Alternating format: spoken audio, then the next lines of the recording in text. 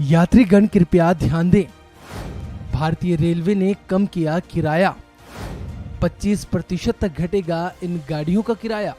भारतीय rail board में सफर करने वाले यात्रियों के लिए एक बेहद ही राहत भरी खबर दे दी है। भारतीय रेल बोर्ड ने रेल में सफर करने वाले यात्रियों को एक खुशखबरी सुना दी है। दरअसल आपको बता दें कि रेलवे ने वंदे भारत सहित सभी ट्रेनों की AC chair car executive class की किराए में कमी करने का ऐलान किया है।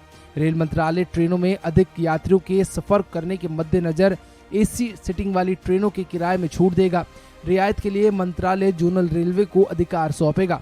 रेलवे ने कहा है कि यह निर्णय उन ट्रेनों में डिस्काउंट फेयर स्कीम का हिस्सा है जिनमें पिछले एक महीने के दौरान ऑक्यूपेंसी 50% या उससे भी कम रही हो।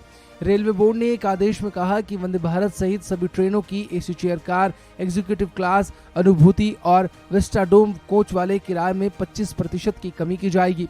रेलवे बोर्ड ने आदेश में कहा कि यह योजना अनुभूति और विस्टाडोम कोच सहित एसी सीटिंग सुविधा वाली सभी ट्रेनों की एसी चेयर कार और एग्जीक्यूटिव क्लास के लिए लागू होगी। आदेश के मुताबिक इस तरह की छूट शुरू में ट्रेन के आरंभिक स्टेशन के अनुरूप जोन के प्रधान मुख्य वाणिज्यिक प्रबंधकों द्वारा तय की गई अवधि के लिए लागू की जाएगी, जो इसके लागू होने से यात्रा की तारीखों के अधिकतम 6 महीने तक मान्य होगी। रेलवे ने बताया है कि इस योजना के तहत मूल किराए पर अधिकतम 25% तक की छूट मिलेगी।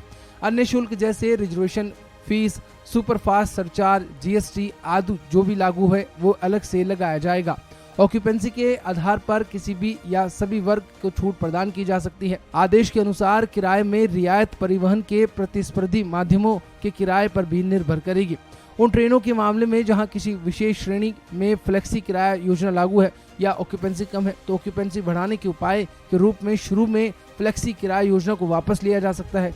यह योजना अवकाश, त्योहार, विशेष आदि के रूप में शुरू की गई विशेष ट्रेनों में लागू नहीं होगी। यदि शुरू से अंत तक की छूट प्रदान की जाती है तो ऐसी ट्रेनों में तय अवधि के लिए तत्काल कोटा निर्धारित नहीं किया जाएगा। इसके अलावा यदि ट्रेन की आंशिक यात्रा के लिए छूट प्रदान की जाती है तो यात्रा के उस हिस्से के लिए तत्काल कोटा प्रदान नहीं किया जाएगा जहां छूट दी गई है। यानी कि रेलवे ने अपने यात्रियों के लिए और साथ ही ट्रेन में ऑक्यूपेंसी बढ़ाने के लिए छूट देने का ऐलान किया है।